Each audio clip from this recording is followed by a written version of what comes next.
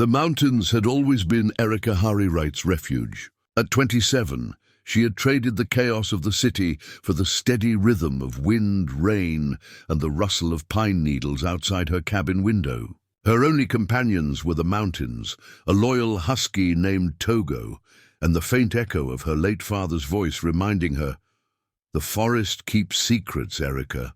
Some you'll want to know, some you won't." That morning the forest was unnaturally quiet. No birdsong, no wind. Before we jump back in, tell us where you're tuning in from. And if this story touches you, make sure you're subscribed, because tomorrow I've saved something extra special for you. Only the soft crunch of frost under Erica's boots as she trudged up the ridge trail with her rifle slung across her back and Togo trotting ahead. Nose low to the ground, she was tracking a missing hiker reported by a ranger the day before. Volunteering for search parties had become her way of staying useful out here, in this lonely patch of the Rockies. But something about this one felt off. No name had been given, no coordinates, just a vague message from the ranger station. Man seen heading north, possibly injured. By midday, the temperature had dropped. A storm was brewing, the kind that rolled in suddenly, thick with sleet and lightning. Erica turned to head back down, when Togo stopped dead in his tracks. The husky's fur bristled. He let out a low, trembling growl. Erica followed his gaze and froze. There, half buried beneath a curtain of ferns and fallen branches, was a man. His clothes were torn, his face pale, and blood had soaked through the bandages wrapped hastily around his shoulder. His eyes were open, sharp grey eyes that flicked toward her and narrowed in alarm. "Hey!" Erica dropped to her knees beside him. "You're hurt." He grabbed her wrist with surprising strength. His voice was hoarse but urgent. "Don't talk," she blinked, startled. "What?" He tightened his grip. "Don't talk." His eyes darted toward the tree line behind her. "They'll hear." A chill ran down her spine. The forest was silent again, but it was the kind of silence that seemed alive, as though it were listening.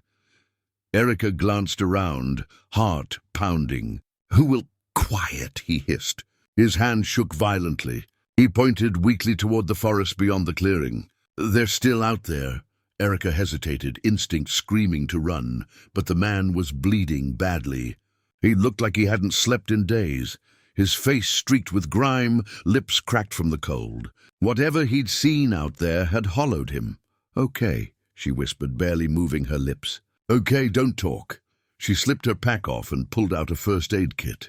The man tried to protest, but his strength gave out. Erica cut away the makeshift bandage. The wound was deep. Claw marks, jagged and uneven, as if something had raked across him. Not a bear, not a mountain lion. Something else. Togo whimpered softly, pacing around them, nose twitching at the air. Erica wrapped the wound tightly and looked into the stranger's eyes. "We need to get you out of here," she murmured. He shook his head violently. "No, the forest isn't safe," she frowned. "You'll freeze if you stay. The cabin," he rasped. "Yours, isolated?" She nodded slowly. "Half a mile downhill," he nodded once. "Help me there. But if you hear anything at all, don't speak. Don't even breathe loud." Erica didn't know what terrified her more, his words or the sheer conviction behind them. She helped him to his feet, his weight heavy on her shoulder. Every few steps he winced, but refused to cry out.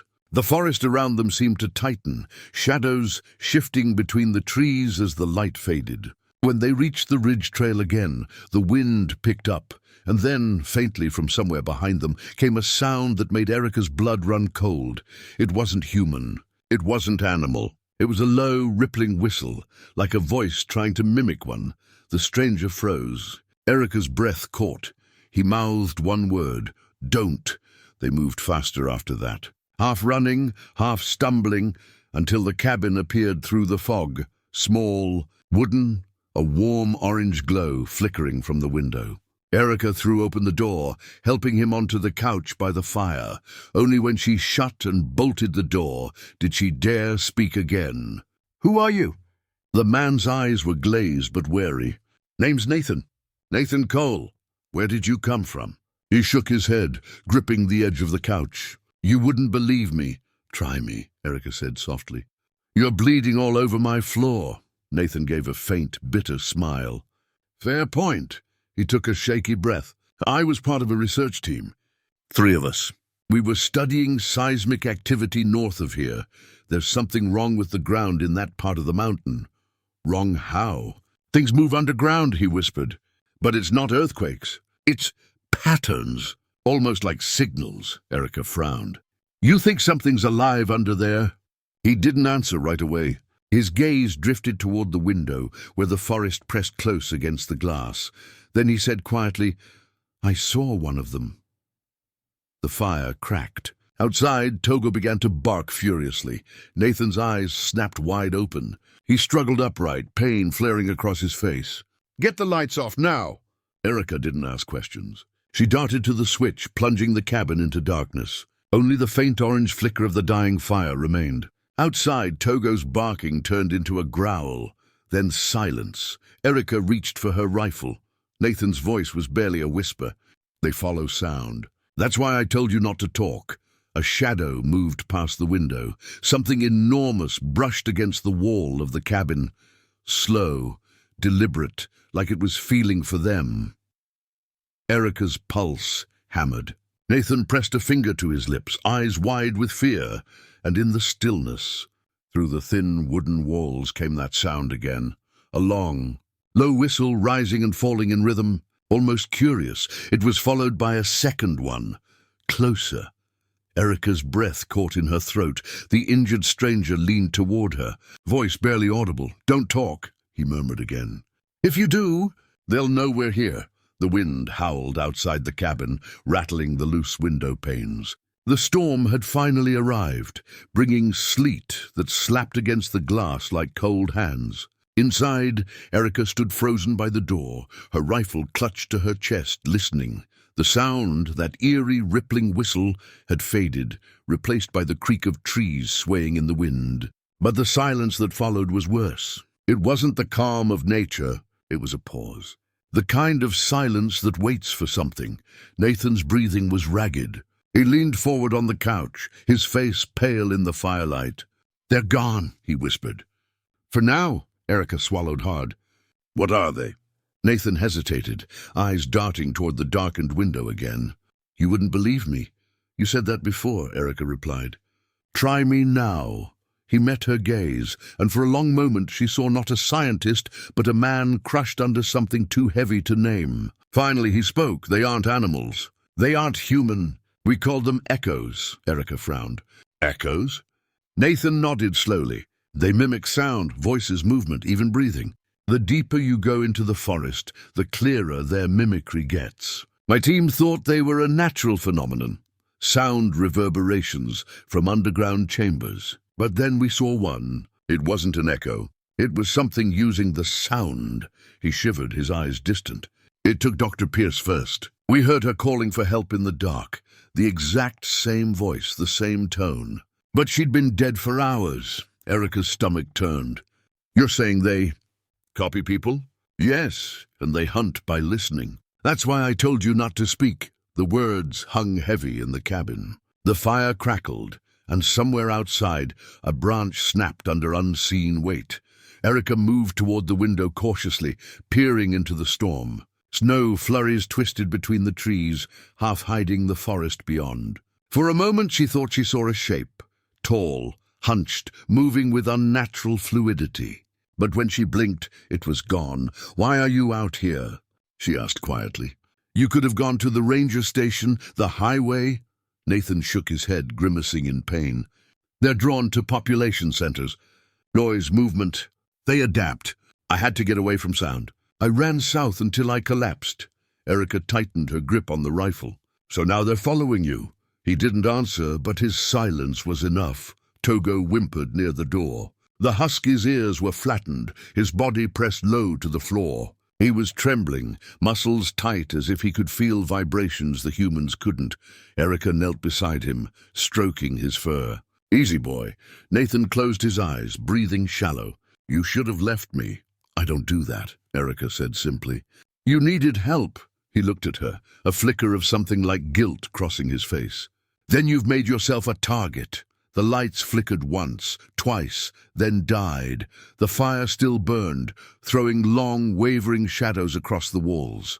Erica's heart raced. Power lines must have gone down. Nathan leaned forward sharply. "Don't talk." She froze. A faint noise drifted from outside, like soft footsteps circling the cabin. Slow, careful. Then another sound followed, her own voice. "Hello?" The word echoed from the forest. The morning mist rolled down the Blue Ridge Mountains like a soft, endless breath, wrapping the forest in silver fog. Alexi Langston stood on her cabin's porch, coffee steaming in her hand, her German Shepherd Ranger sitting at her feet. The woman had always preferred the quiet. After 10 years of city noise and heartbreak, the mountains gave her something close to peace. "Another day in paradise, huh, boy?" she said, rubbing Ranger's ear. The dog's tail thumped once, but his gaze was fixed on the tree line. "Before we jump back in, tell us where you're tuning in from. And if this story touches you, make sure you're subscribed, because tomorrow I've saved something extra special for you." He'd been doing that a lot lately. Ears pricked, muscles tense, staring into the shadows as if he sensed something Alexi couldn't see. She shrugged it off at first. Out here, wildlife moved freely. Deer, coyotes, the occasional black bear. It was their home long before hers, but this morning was different. Ranger let out a low growl, deep and uncertain. Alexi turned. "What is it?" The fog seemed thicker now, curling around the pines. For a second, she thought she saw movement, a flicker between the trunks. A figure, small, pale, gone as soon as she blinked. Her breath caught.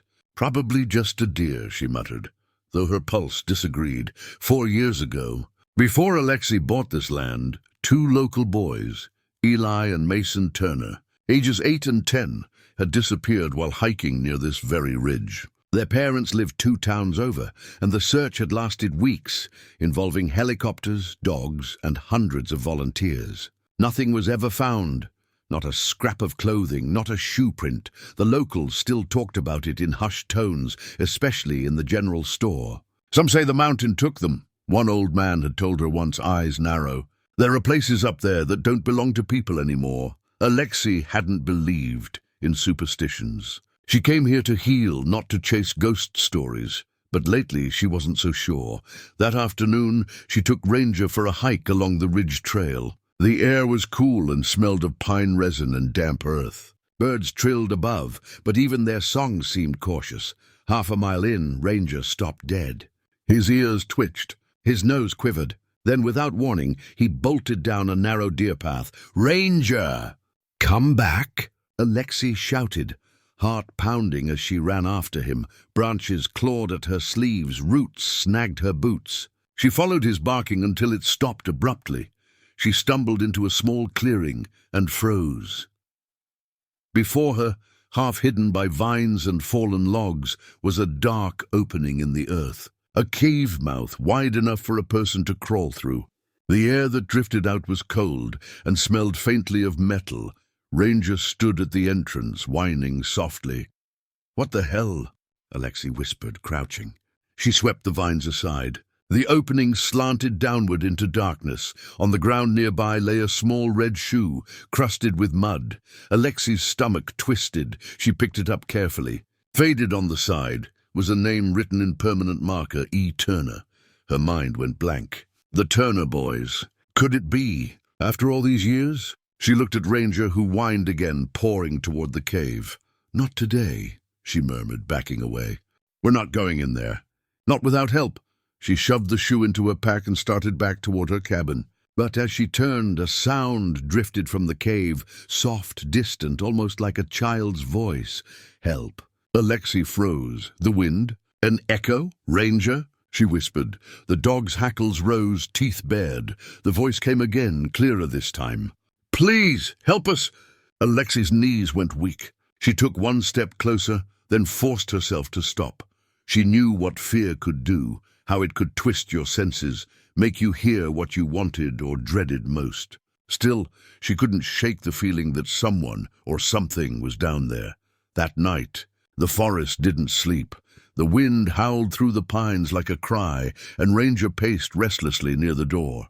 Alexi sat at her table, the little red shoe in front of her, turning it over in her hands. The name was real, the stitching old.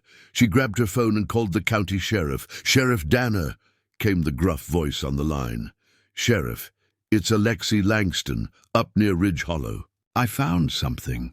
I think it might belong to one of the Turner boys." Silence. Then a sigh. "You sure about that, Miss Langston? That case has been cold for a long time, I'm sure. And there's a cave near my property. It looks like it's been sealed by growth for years. I'll send a deputy in the morning," Danner said, voice cautious. "Don't go near it tonight, you hear? Those caves collapse easy." Understood, but Alexi didn't sleep. Around midnight, Ranger started barking wildly. She jumped up, heart racing. Through the window she saw the edge of the forest glowing faintly, pale blue light flickering like a lantern. Someone was out there. Near the cave, Alexi grabbed her flashlight and rifle, stepping onto the porch. The air was freezing, every sound amplified, the rustle of leaves, the soft trickle of a distant creek, Ranger's low growl. The glow faded as she approached the woods, but then she saw them, footprints, small ones, in the mud, leading from the forest edge, straight toward her cabin, and on the last footprint the faint outline of bare toes.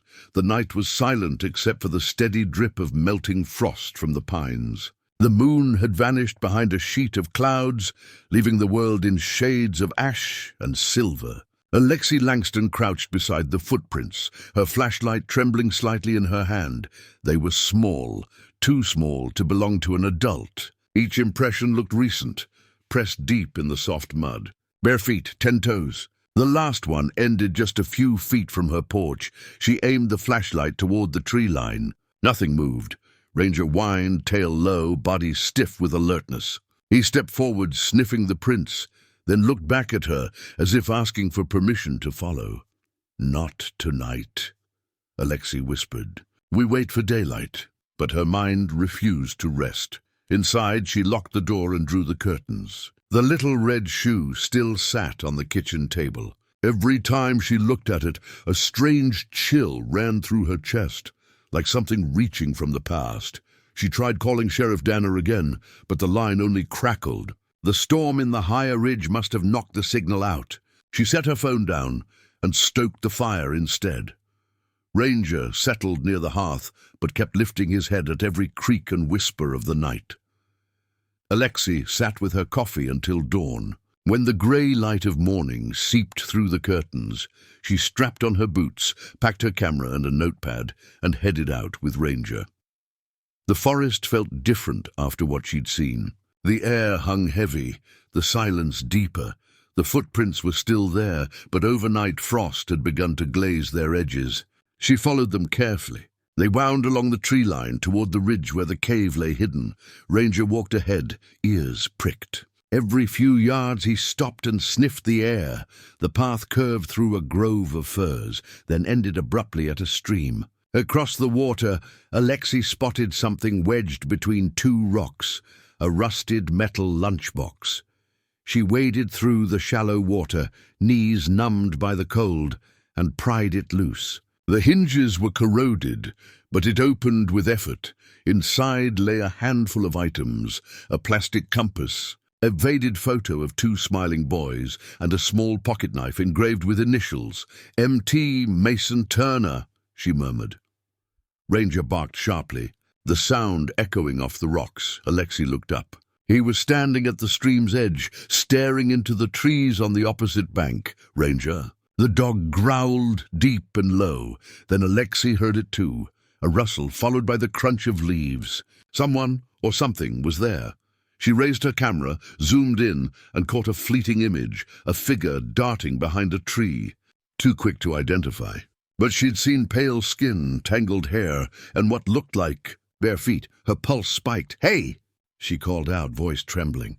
"Who's there?" No answer, only the distant caw of a crow. Ranger lunged forward, barking, and she had to grab his collar to hold him back. She backed away slowly, keeping her eyes on the trees. "We're leaving," she said under her breath. By the time she got back to the cabin, her hands were shaking. She placed the lunchbox beside the shoe on her table, staring at both. The pieces were adding up, but to what? A knock startled her so badly she almost dropped her mug. Miss Langston. It was Sheriff Danner, grey-bearded and broad-shouldered, standing on her porch. Alexi let out a breath. "You made it." He stepped inside, wiping his boots. "You said you found something." She showed him the shoe and lunchbox. He examined them silently, turning the items over in his hands. "I'll be damned," he muttered. "These are real. I remember this lunchbox. The Turners had one just like it. The older boy, Mason, used to bring it to school." He glanced toward the window. "You said you found a cave, too?" "Half a mile east, near the ridge. I'll get a team up there tomorrow. But Miss Langston," he hesitated, "I need you to stay clear of that area tonight. If what you're saying's true, that ground could be unstable. And if someone's using those caves, well, we don't know what we're dealing with." "Using them?" He shrugged. "We've had hermits, smugglers, even old miners in these parts. Sometimes they find a cave and make it their home." Alexi frowned. "Then how do you explain the footprints?" "The voice I heard?" Danner's gaze hardened slightly. "You've been up here alone a while, haven't you?" She bristled. "You think I imagined it?" He sighed. "I think the mountains play tricks sometimes. But I'll look into it. I promise you that." After he left, Alexi felt the weight of solitude close around her again. She decided to set up a trail camera near the stream, right where she'd seen the figure. It was something she used to do as a wildlife photographer, motion-activated cameras to track animals. By sunset, she had one mounted and ready. That night, the wind returned. It moaned through the rafters, and Ranger wouldn't stop pacing. At around 2 in the morning, Alexi heard something tap against her window. She froze. Another tap, then a third. Soft and deliberate. She grabbed her flashlight and aimed it outside. A handprint smudged the glass. Small, muddy, child-sized. Her stomach dropped. She ran to the door and flung it open. The porch was empty. Only Ranger's growl broke the silence. Then, from the edge of the clearing, she saw it, a flicker of movement. A small figure standing just inside the trees. A boy, his face pale beneath the moonlight, clothes tattered, hair long and matted. His lips parted slightly as if trying to speak. "Eli," she whispered. The boy didn't answer. He lifted a trembling hand and pointed toward the ridge. Then he was gone. Alexi ran forward, but Ranger barked furiously, blocking her path. She stopped, breathing hard. The forest swallowed the figure completely. For a moment, everything was still. Then she heard a sound from the direction of the ridge, low, hollow, echoing, a sound like metal grinding against stone. The cave was opening. The morning after the encounter, Alexi Langston barely touched her coffee. The boy's pale face lingered in her mind. The hollow eyes, the dirt on his skin, and the way he'd pointed toward the ridge as if begging her to follow. She replayed the night again and again. It hadn't been a dream. The handprint on her window was real. She'd wiped the glass clean at dawn, but the faint outline was still visible in the right light. Ranger hadn't left her side since. At sunrise, Alexi retrieved the trail camera from the stream path. The device had triggered multiple times during the night. She plugged the memory card into her laptop, half dreading what she'd find. The first few shots showed raccoons, deer, and the usual nocturnal movement. But then, at 1:42 a.m., the frame changed. A boy stood in the beam of moonlight, looking directly into the camera. He couldn't have been older than 10, barefoot and thin, his face smeared with dirt. His eyes reflected the flash in eerie white circles. Alexi's heart pounded. In the next frame he was closer, almost reaching toward the lens. Then static. The final image was nothing but darkness, streaked with faint light trails, as if something had moved impossibly fast across the frame. Alexi swallowed hard. "It's him," she whispered. "It has to be. But how could a boy missing for 4 years appear at her doorstep unchanged? No older, no weaker." By mid-morning, Sheriff Danner arrived with 2 deputies and a pair of forest rangers. Alexi showed them the photo and led them toward the ridge. "Careful down there," Danner warned as they reached the clearing. These caves weren't mapped properly. Some go for miles. The entrance was exactly as she'd left it, dark, overgrown, silent. But now the air seemed to pulse softly, exhaling a cold draught that brushed her face. It felt alive. One of the rangers knelt beside the opening, examining the soil. Looks like it collapsed years ago, then reopened recently. Maybe from water erosion. Dana shined his flashlight into the darkness. We'll go about 20 feet in and see what we're dealing with. Langston, you stay out here. I'm going with you, she said firmly. Not a chance. You're not trained for this. But she stood her ground, folding her arms. I found the cave. My dog found it, actually. If those boys are in there, I'm not staying behind. Dana studied her for a long moment, then sighed. Fine, but you stay right behind me. They entered the cave one by one, flashlights cutting narrow beams through the gloom. The walls were damp, veined with quartz and streaks of orange iron. Water dripped steadily somewhere deeper in the dark. After 20 yards, the tunnel widened into a low chamber. The air was thick with the smell of rust and something else, like old ashes. Looks like an old mining shaft, one ranger muttered, but Alexi wasn't listening. Her flashlight had caught something on the wall. Drawings, scrawled in charcoal. Stick figures, trees, a sun. Simple, childlike art. Oh my God, she whispered. These were made by kids. The drawings told a story. 2 boys walking into the woods, a mountain with a black mouth, then 2 small figures standing before something that looked like a door beneath the earth. Dana crouched to inspect the markings. Could be a shelter they found. Maybe they got trapped down here. Alexi touched one of the drawings gently. Then who made these recently?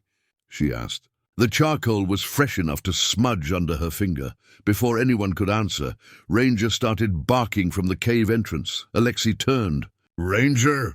The dog's barks echoed, growing sharper, panicked. Stay here, Dana ordered, but Alexi was already climbing back up the tunnel.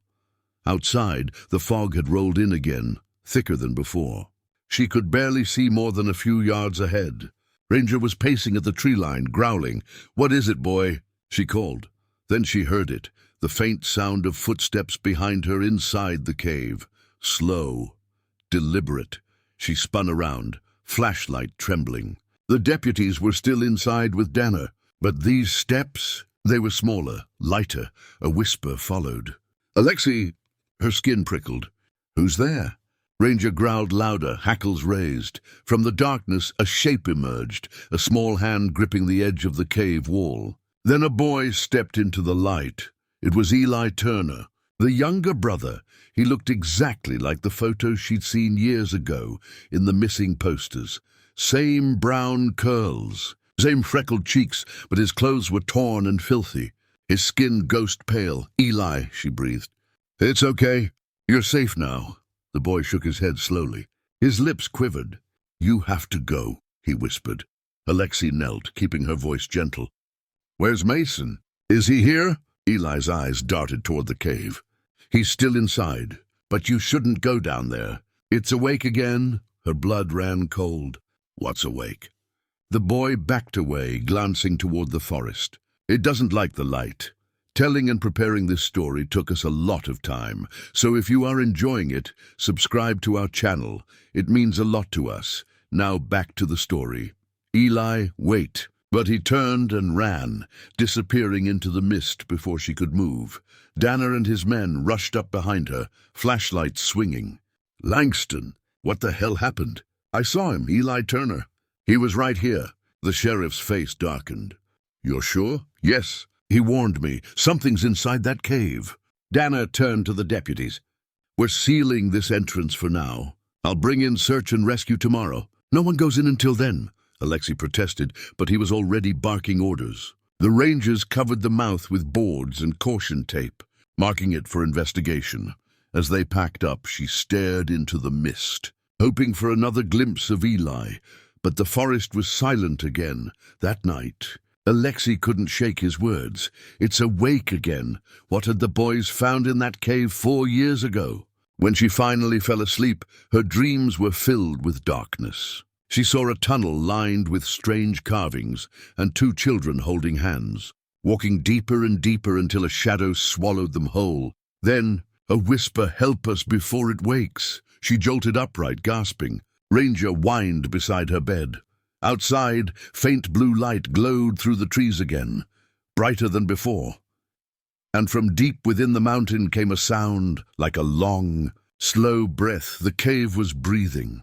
The next morning dawned grey and heavy, the clouds pressing low over the ridge. A cold drizzle slicked the pines, and the air tasted faintly of iron. Alexi Langston sat on her porch, her fingers curled around a mug that had long gone cold. Her eyes kept flicking to the forest, toward where the cave lay sealed behind boards and caution tape. Ranger rested beside her, head on his paws but alert.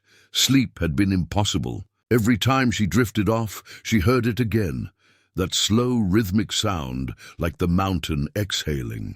When she finally rose before dawn, she'd found tiny muddy footprints on her porch again, leading to the edge of the clearing and vanishing into the mist.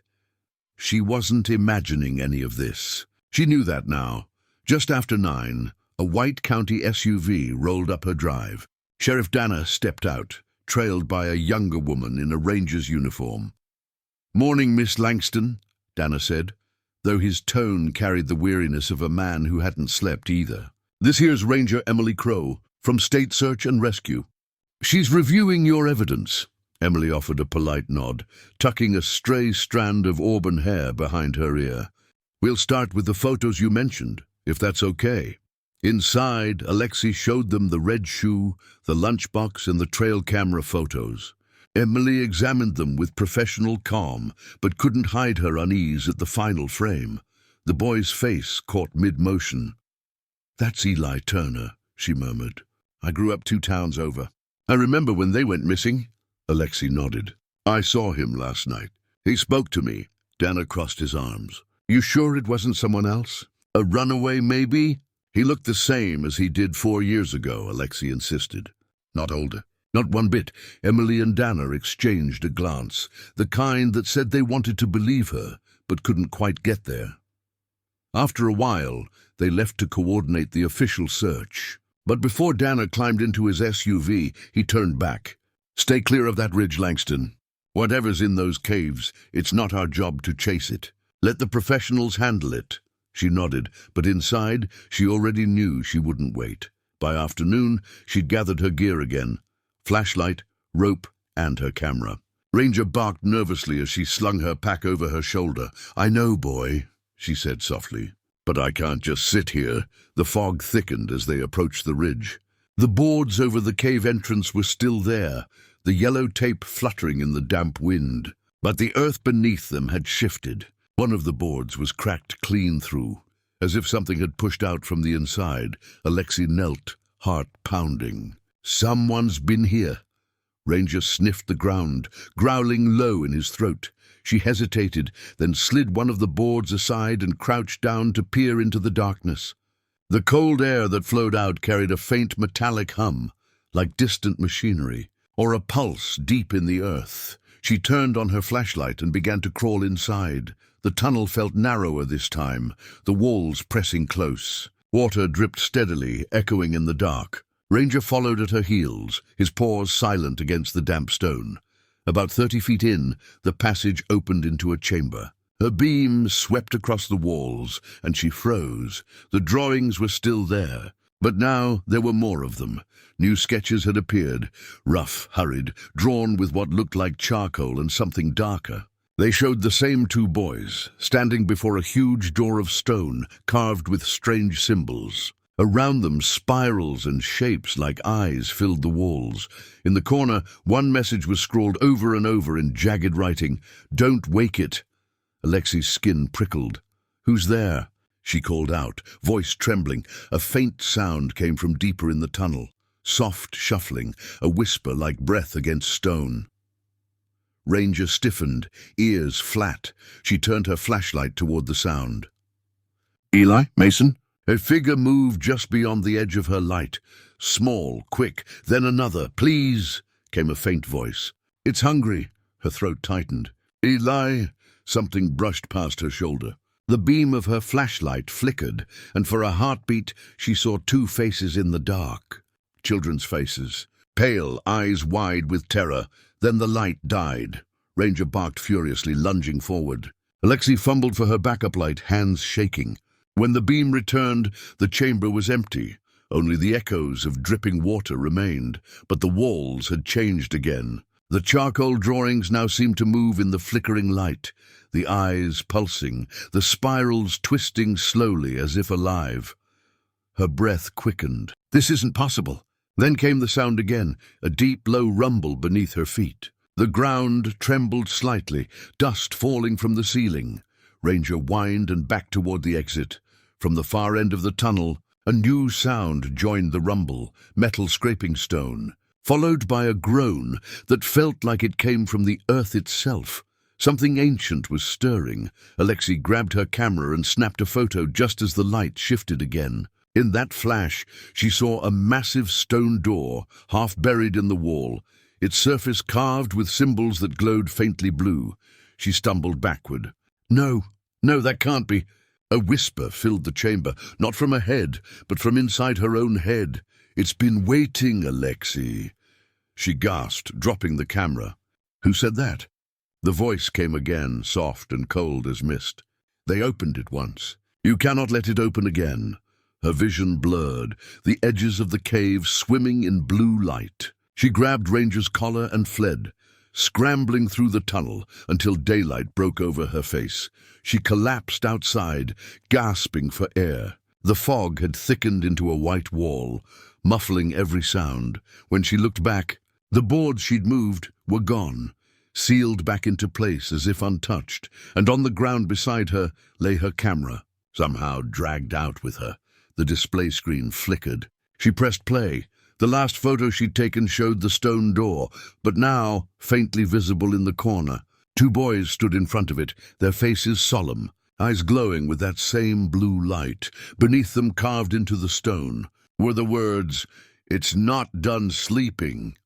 Alexi's hands trembled. Ranger whined softly, pressing close to her. The wind shifted, carrying the faintest echo from the cave. Two voices, overlapping. Don't come back. Alexi Langston didn't leave her cabin for 2 days. The image on her camera haunted her, the boys standing before that glowing stone door, the faint shimmer of symbols pulsing as though alive. She replayed the photo again and again, searching for any rational explanation. None came. Every time she looked too long, she swore the glow in the photo grew brighter. The cave, the voices, the breathing mountain, all of it gnawed at her mind. She'd come to these mountains for peace. Instead, she'd found a nightmare hiding beneath their roots. Ranger refused to go near the ridge now. Every time the wind blew from that direction, he growled softly, ears flat, tail tucked low. Even the birds seemed to have vanished from the surrounding woods. By the third morning, Alexi made up her mind. She couldn't keep waiting for Sheriff Danner's team to return. She needed answers, and she knew exactly where to find them. The Ridge Hollow Historical Society was a small red brick building tucked between the post office and a church in town. Inside it smelled of dust and cedar. Old maps, mining tools, and yellowed photographs lined the walls. An elderly woman at the desk looked up as Alexi entered. "You must be the new woman up by Black Hollow. I'm Mabel Crow, curator. What can I help you with, dear?" Alexi hesitated. "I'm researching the land near my property, around the old ridge line. There's a cave there. I think it may have been part of an old mine." Mabel's face shifted. "Ah, that place again. You know it?" "Oh yes, folks around here call it the Whispering Hollow. There was a mining company there in the early 1900s, the Langley Prospect. Only lasted 2 seasons. Then one winter, the miners broke into something underground. Some kind of cavern, they said, went deeper than any tunnel they'd dug. What happened to them?" "They all left." Mabel lowered her voice. "The company foreman, Gideon Pike, wrote in his journal that they'd found a breathing chamber that spoke in dreams. He said the men began hearing voices in the dark. After a few weeks, they refused to work. Some went missing. The company shut it down soon after." Alexi felt a chill. "Do you still have that journal?" Mabel nodded and disappeared into a back room. She returned with a cracked leather book. The pages were brittle, the ink faded. Alexi read a few lines aloud. "It moves when we sleep. It listens when we speak. The boys say it hums like thunder beneath the ground. If it ever wakes, may God forgive us." Her throat tightened. What was it? Did anyone ever find out? Mabel shook her head slowly. No one knows. They sealed the tunnels and left the mountain alone. Some say the old shaft was covered by landslides years later. Alexi leaned forward. The boys who went missing 4 years ago, Eli and Mason Turner, they disappeared near that same ridge. Do you think... Mabel's expression turned grave. Oh, child. If they stumbled into what those miners found, I'm afraid they never left. That night, the storm returned. Lightning flashed through the valley, thunder rolling like distant growls. The rain hit the roof in heavy sheets. Alexi sat by the window, the old journal open on her lap. The firelight flickered across the words, the breathing chamber that spoke in dreams. Ranger lifted his head and whined. She followed his gaze. Out the window, into the dark. Through the downpour, she saw faint blue light flickering deep among the trees. The same light she'd seen before. Ranger barked once, sharply. Alexi stood, grabbing her flashlight and jacket. "Stay close," she whispered. The wind tore at her hair as she crossed the clearing. The glow pulsed steadily from the direction of the ridge. Her boots sank in the mud, every step accompanied by the whisper of the storm. When she reached the tree line, she stopped dead. The cave entrance, sealed days ago, was wide open. The boards lay splintered on the ground, the yellow tape shredded like ribbons. The cold air that poured out was thick, alive with a low hum that vibrated in her bones. Ranger growled and barked toward the opening. "Eli?" Alexi shouted over the rain. "Mason?" A soft voice answered. "Down here." Her flashlight trembled as she aimed it inside.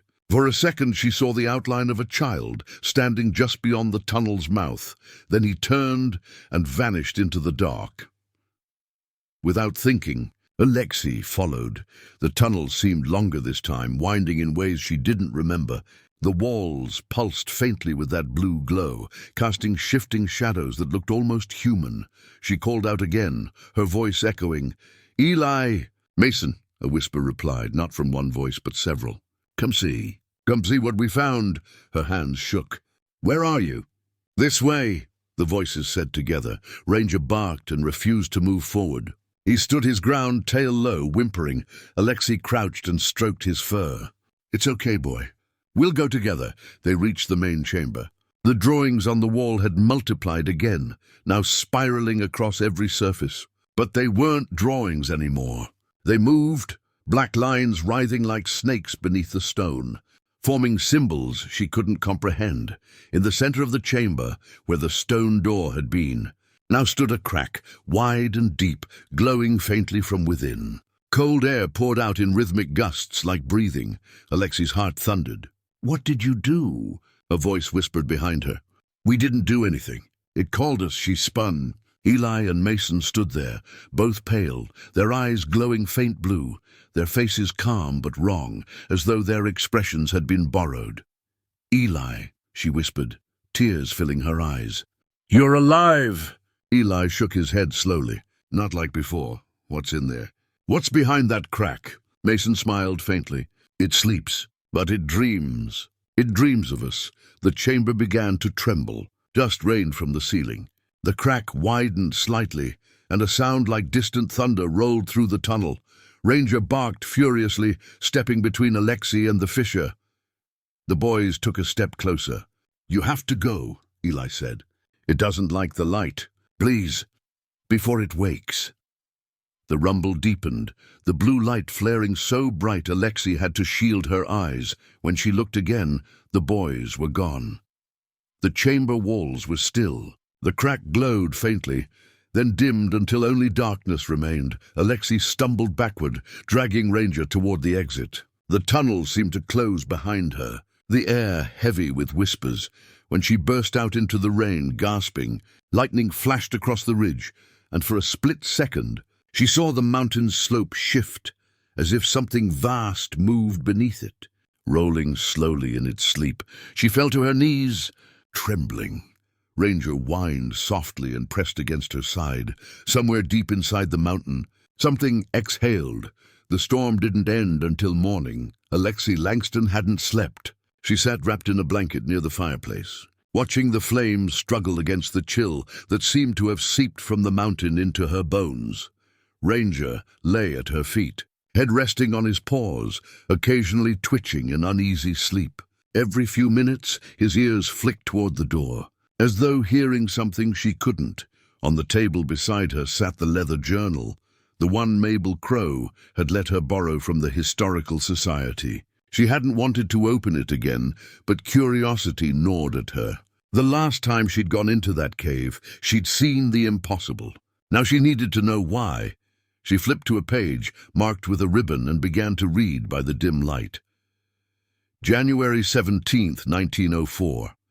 The air trembles down here. It feels alive. Men say they hear breathing in the walls, like a beast buried in stone. I told them it's the earth settling. But at night, I hear it too. January 19th, 1904. Young Thomas swore he saw a face in the stone. He says it looked like his brother who died last winter. Now the others whisper that the mountain remembers the dead. January 23rd, 1904. Last night, the light came. A pale blue glow from the deepest shaft. It moved like water, then vanished. In its place, the walls bore marks, symbols none of us made. The men refused to return below. January 28th, 1904. I sealed the tunnels. If anyone finds this book, leave this place buried. The mountain is not hollow, it is awake. It listens. And sometimes it answers. Alexi's fingers trembled as she closed the book. Outside, the wind rose again, howling faintly through the trees. "What are you?" she whispered to the mountain beyond her window. The sound that came in reply wasn't the wind. It was a low, slow groan, deep beneath the earth, as if something enormous shifted in its sleep. Ranger shot upright, growling. Then came 3 heavy knocks at the door. Alexi froze. The knocks came again, softer this time. She forced herself to stand and approached slowly, every step measured. She peeked through the curtain and gasped. Standing in the rain was Sheriff Danner, mud-streaked, exhausted. Behind him were 2 other deputies. She flung the door open. "Sheriff!" "Thank God," Danner nodded curtly. "Ms. Langston, we need to talk." They gathered inside, steam rising from their soaked jackets. Danner's eyes scanned the cabin, lingering on the journal. "Where have you been?" Alexi asked. "You said you'd send a team days ago." "We did," he said quietly. "They went up the ridge 2 nights back. We lost radio contact an hour later. Found their truck abandoned at the trailhead this morning." Alexi's blood ran cold. "You think?" He didn't finish. She handed him the journal. "Sheriff, you need to read this. It's from 1904, a mining foreman named Gideon Pike. He describes the same cave, the same sounds." Danner skimmed a few pages, his brow furrowing. "We found this man's name in county records. The Langley mine was shut down after multiple accidents, but no mention of a cavern or anything supernatural." Alexi leaned forward. "The boys, Eli and Mason, they found it. I saw them last night." Danner's head snapped up. "You saw them?" "They were inside the cave. Alive, I think, but something's wrong with them. Their eyes—" She swallowed hard. "They weren't normal." The deputies exchanged uneasy looks. Danner exhaled slowly. "Show us." By late afternoon, the storm had thinned to drizzle. Alexi led them back up the ridge, her boots crunching over wet gravel. The forest was eerily silent. No birds, no wind, only the drip of water from branches. When they reached the cave, Alexi froze. It was sealed again. The boards she'd seen shattered the night before were now intact, nailed perfectly into place. The yellow tape fluttered lazily in the breeze. Alexi grabbed both boys' hands and sprinted toward her cabin. Behind them, the forest groaned, trees swaying though no wind blew. The mountain itself seemed to heave, as if something beneath it had stirred again. They reached the clearing just as the first fissures split the soil near the cabin. Alexi pushed the boys inside, slamming the door. Ranger stood guard, growling at the floorboards. "What's happening?" she gasped. Eli's eyes flicked toward the window. "It wants us back." "Who does?" "The one that dreams." Alexi's hand shook as she backed toward the phone. "I'm calling the sheriff." The line was dead. No dial tone. She turned back to the boys, but they were gone. The door creaked open slowly. Cold air swept through the room. "Alexi?" she whispered. "Mason?" Only Ranger remained, pacing and whining. Then a faint voice came from outside, distant but unmistakable. "Alexi." She froze.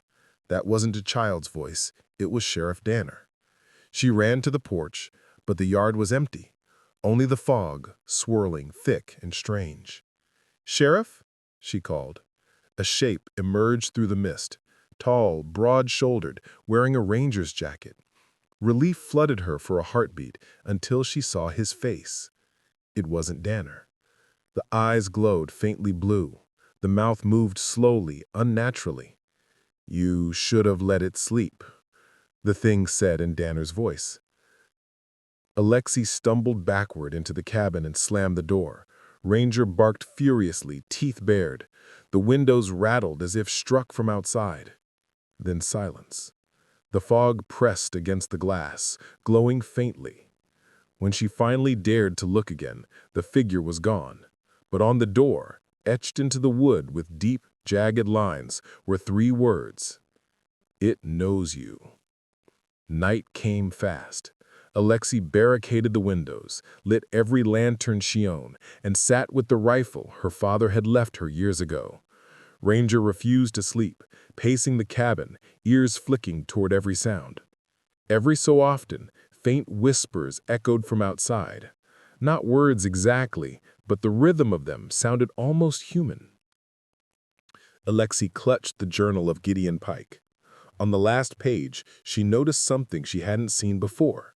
A small, folded note tucked between the covers. Her pulse quickened as she unfolded it. The handwriting was shaky, as though written by someone terrified. "If the mountain speaks your name, you are already part of it. Run while you still can." She stared at the words until her vision blurred. Outside, the fog pulsed once more with blue light. Then, from the woods, came the sound of 2 boys laughing. Not playful laughter, hollow, echoing, wrong. Ranger growled low, his fur bristling. Alexi rose slowly, heart pounding. Through the window she saw them, Eli and Mason, standing at the edge of the clearing staring at her cabin. Their faces were expressionless, their eyes like twin stars. And behind them, deep in the mist, something vast and shifting moved between the trees, as if the mountain itself had sent a piece of its dream into the world. The laughter faded, but the whisper remained. "Alexi Langston, come home." The laughter drifted away with the fog, but the echo of it lingered in Alexi Langston's mind long after. She sat motionless for what felt like hours, the rifle gripped tightly in her hands, every lamp in the cabin flickering like nervous candles.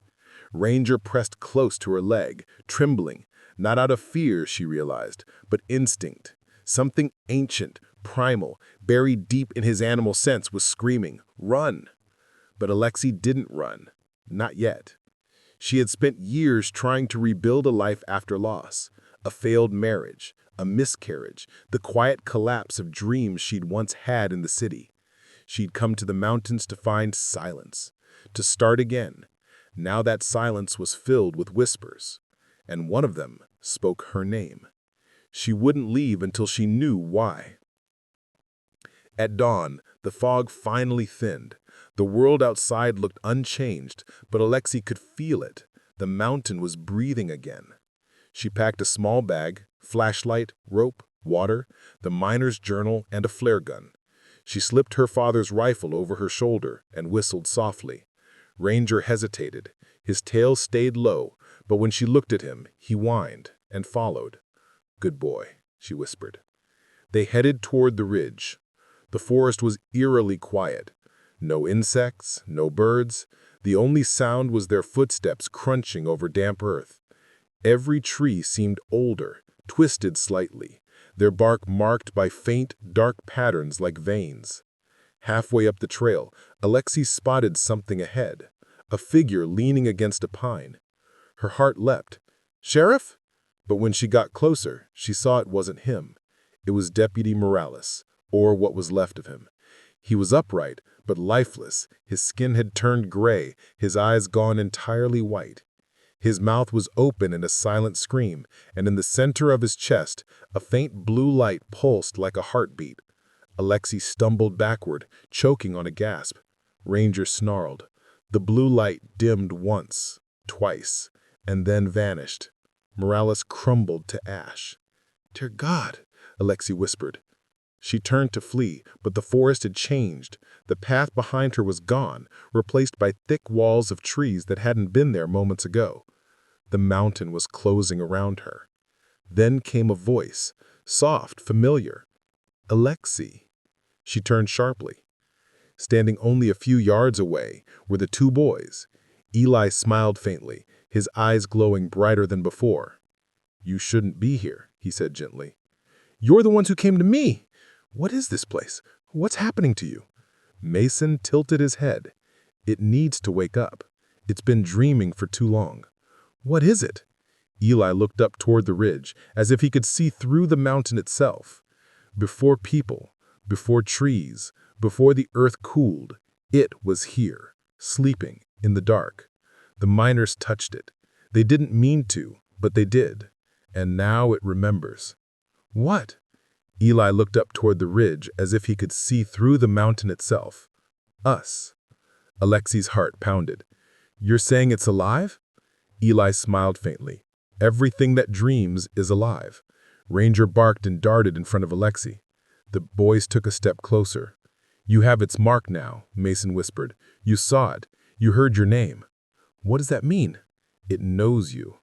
Before she could react, both boys turned and ran toward the ridge. "Wait!" Alexi shouted, chasing after them.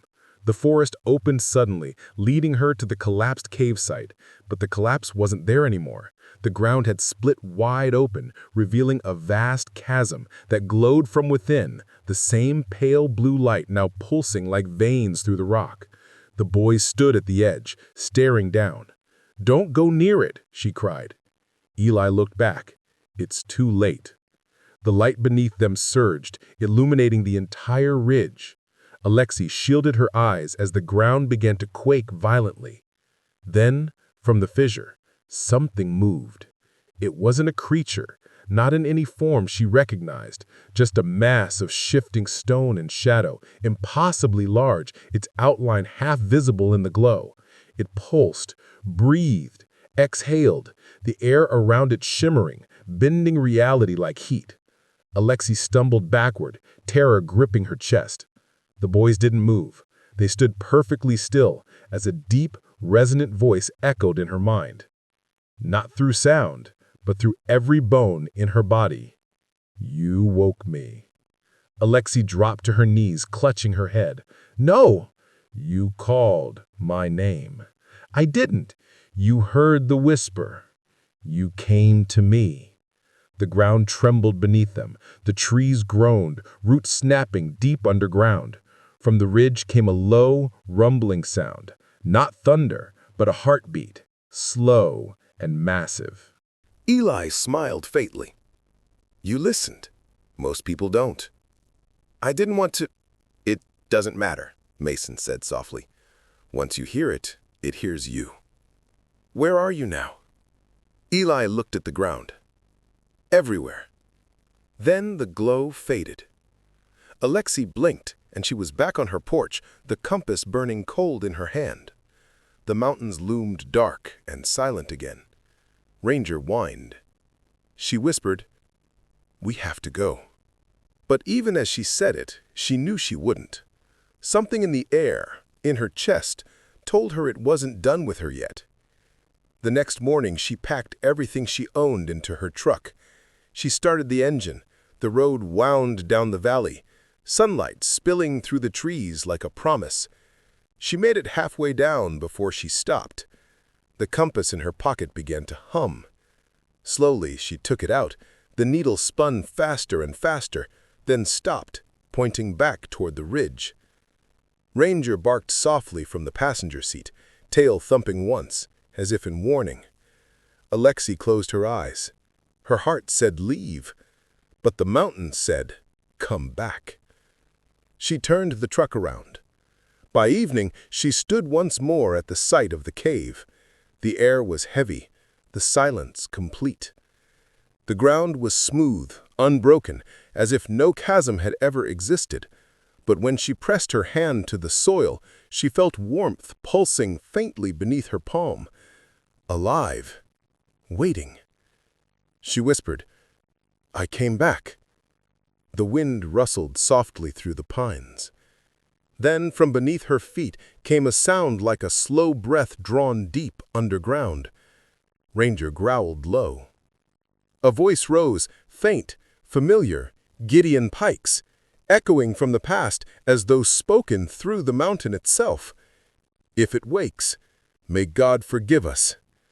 The pulse beneath her hand quickened. The soil shifted, and this time Alexi didn't run. She whispered, "Show me." The ground opened, not violently, but gently, like the earth itself exhaling. Blue light spilled upward, wrapping her in its glow. Ranger barked once, a desperate sound, then lunged forward as she vanished into the light. The forest went still again. Only the whisper remained. The dream continues. Alexi Langston fell through the light as if through water. She didn't scream, couldn't. The air around her shimmered, alive with faint whispers, voices calling in hundreds of tones, men, women, children, all woven into one vast breathing sound. When she landed, she was standing in the cavern again. But this time, it wasn't cold or lifeless. It breathed. The walls rippled faintly like the surface of a lake, lit from within by soft blue veins that pulsed to the rhythm of her heartbeat. Ranger appeared beside her, silent and alert, fur glowing faintly in the same eerie light. Ahead stood Eli and Mason. They looked older now, not boys anymore, but young men, though their eyes held an unearthly calm. "Welcome back," Eli said softly. Alexi stepped forward, her voice trembling. "What is this place? Why me?" Mason gestured to the walls. "This is the memory of the mountain. Everything that's ever been lost finds its way here." "The memory," she repeated, barely breathing. "You mean—" "It's alive," Eli said simply, "and it remembers us." She turned in slow circles, trying to take it all in. Faces shimmered faintly in the stone, people she didn't recognize, flickering like reflections on glass. Children, old men, women with tired eyes. "They're trapped?" she whispered. Eli shook his head. "Not trapped. Remembered. The mountain doesn't kill, it keeps." "Then why me?" she asked again. "Why did it call me here?" "Because it's forgetting," Mason said. His voice cracked like he was holding something back. "The old tunnels collapsed. The miners' greed poisoned the roots of the mountain. It can't hold everything anymore. It needs a keeper, someone who listens." Alexi stared at them, her throat tight. "You want me to stay here?" Eli stepped closer, eyes gentle. "You already are. You heard it long before you came. Every dream, every whisper, it chose you." "I don't want this," she said, shaking her head. "I just wanted to find you, to help." Mason smiled sadly. "You did." Ranger gave a soft whine, stepping closer to her. His fur brushed her hand, grounding her in the moment.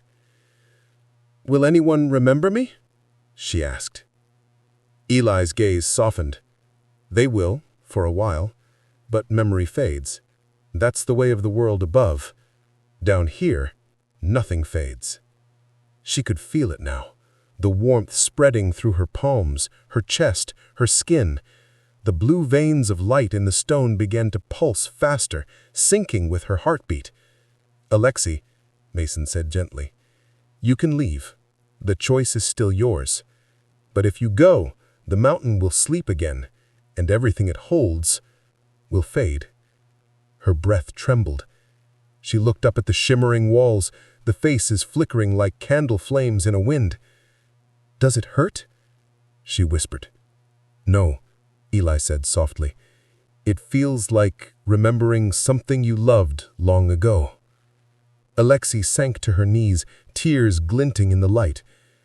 "I don't know if I can." Mason knelt beside her. "You already have." The cavern pulsed brighter. Ranger pressed his head against her shoulder.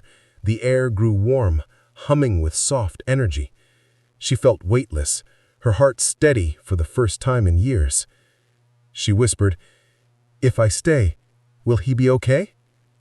Eli smiled faintly. "The mountain never forgets loyalty. He'll find his way home." Ranger gave a soft bark, then stepped back, eyes locked on hers. She reached out, touched his fur one last time, and then, as the light brightened, he vanished in a shimmer of gold. Alexi closed her eyes. The mountain whispered her name one last time, not in warning, but in gratitude. And then she was gone. Morning broke clear over Ridge Hollow.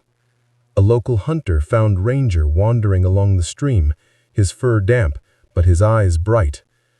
Around his neck hung a small, old compass. When Sheriff Danner returned weeks later to collect his things before leaving for good, he saw Ranger sitting on the porch of Alexi's cabin. The dog looked at him, then down at the ground near the steps. Something gleamed faintly beneath the soil. She could feel it now, the warmth spreading through her palms, her chest, her skin.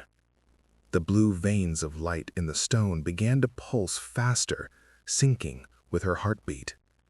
"Alexi," Mason said gently, "you can leave. The choice is still yours.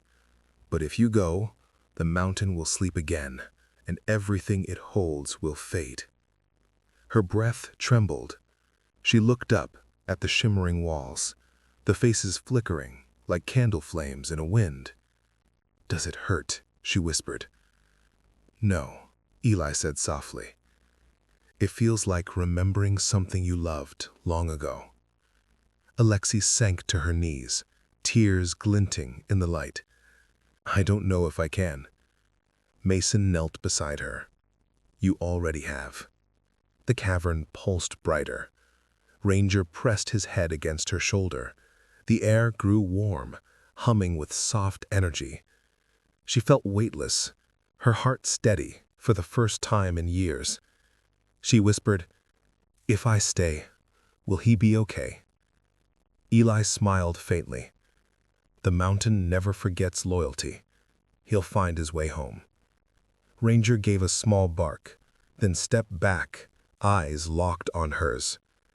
She reached out, touched his fur one last time, and then, as the light brightened, he vanished in a shimmer of gold. Alexi closed her eyes. The mountain whispered her name one last time, not in warning, but in gratitude. And then, she was gone. Morning broke clear over Ridge Hollow. A local hunter found Ranger wandering along the stream, his fur damp, but his eyes bright. Around his neck hung a small, old compass. When Sheriff Danner returned weeks later to collect his things before leaving for good, he saw Ranger sitting on the porch of Alexi's cabin. The dog looked at him, then down at the ground near the steps. Something gleamed faintly beneath the soil. Danner knelt and brushed the dirt aside. It was a handprint, small, feminine, glowing faintly blue beneath the morning sun. He swallowed hard, his voice breaking. "God help us." She stayed.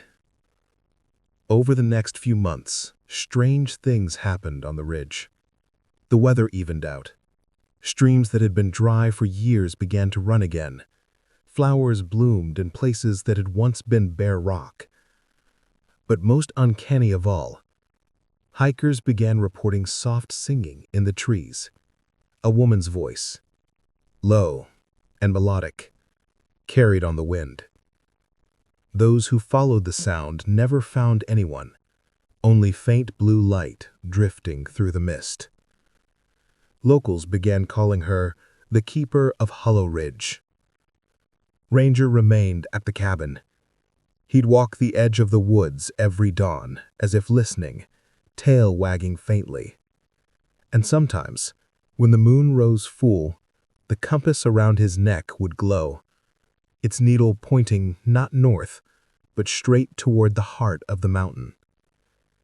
Years passed. The story faded from memory, as all stories do. Children born later only knew bits and pieces. 2 missing boys, a strange light, a woman who vanished without a trace. But on certain quiet nights, when fog blanketed the trees and the world went still, old-timers swore they could hear her voice. "Don't forget us." And deep beneath the earth, where light moved like breath and time flowed like water, Alexi Langston walked the echoing halls of the mountain, no longer afraid.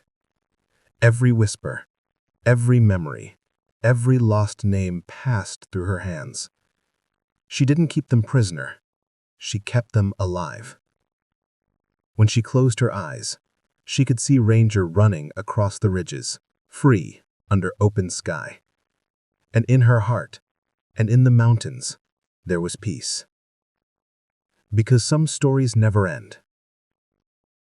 They just learn how to remember. 25 years later, a college geology student named Mira Danner parked her dusty Jeep at the foot of Ridge Hollow.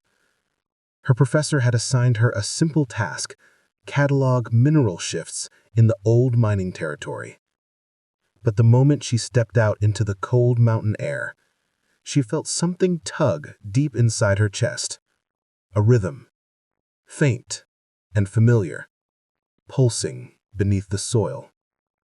She couldn't explain it, but it felt like the mountain was breathing. The locals had warned her not to camp too close to the ridge. They told stories in half-joking whispers about the woman who walks the mist and her glowing dog. She laughed it off. Ghost stories, she thought. Just local color. But that night, when fog rolled thick and silver through the trees, she heard the singing. Low, melancholy, beautiful. It drifted through the valley like a lullaby, soft as rain, yet ancient as stone. Ranger was long gone, but his descendants still roamed the hollow. Wild dogs with bright eyes and white fur that shimmered faintly under the moon. One of them padded into Mira's camp and sat beside her fire, unafraid. Around its neck was something old and tarnished. A compass. Mira reached out carefully, fingers brushing its surface. The needle didn't point north, it pointed toward the ridge. When she looked up, she saw a faint blue glow pulsing between the trees. Deep, steady, alive. The dog rose, wagged its tail once, and trotted into the mist. Without quite knowing why, Mira followed. The forest felt endless. The deeper she went, the quieter it became, until even the sound of her footsteps faded. The glow grew stronger ahead, shimmering through the fog like a heartbeat. And then, through the veil of mist, she saw her. A woman standing at the mouth of a cave that shouldn't exist, hair drifting like smoke, eyes soft and knowing. The woman smiled. "Mira," she said, her voice like wind through pine. "You've come home." Mira froze. "How do you know my name?" "I remember everything," the woman said gently. The air thrummed. The compass in Mira's hand began to glow, its light merging with the mountain's pulse. "Who are you?" Mira whispered. The woman's smile deepened. "I'm the reason this place still breathes." Then she turned, walking into the glow until she vanished, Not gone, but part of the light itself. Mira stood there for a long moment, the mountain humming softly beneath her feet. Then she whispered, "Alexi Langston." The name tasted old and sacred on her tongue. The glow faded, the forest returned. But the heartbeat of the ridge lingered, steady and sure. And Mira knew she hadn't come for a geology report. She had come because the mountain was calling again. And somewhere deep below, the keeper smiled. Up next, we have 2 more incredible stories that are waiting for you. Just click the image you want to watch, and it will take you there. If you enjoyed this video, make sure to subscribe. It would mean a lot.